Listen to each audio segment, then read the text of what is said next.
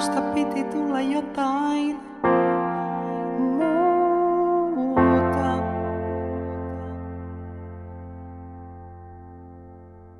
Musta piti tulla jotain muuta.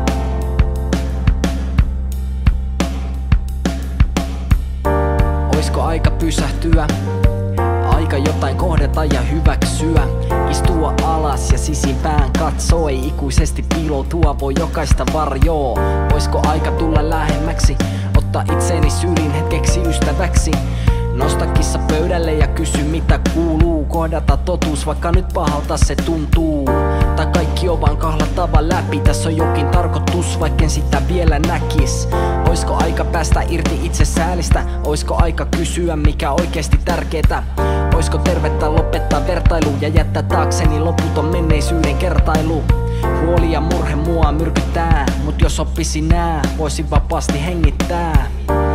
Tehtäiskö viimein sovinto, milloin viimeksi kuuluin itselleeni, on siitä tovi jo. Kaadoksissa ollut ulkopuolinen olio, onko oma itseni vai toisen halpa kopio?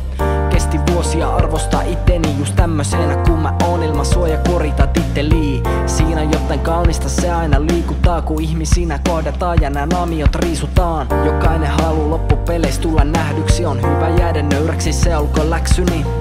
Ja virhetiellä ei vie voimiamme vähemmäksi, ne pimeät puoletkin tuo meitä toisiamme lähemmäs. On mulla vielä matkaa kokonaiseksi ihmiseksi ja osa musta jää aina rikkinäiseksi. Mutta mä uskon, että just se osa tarvitaan. Suurimmat aarteet löytyy useimmiten meidän arvistaa. Musta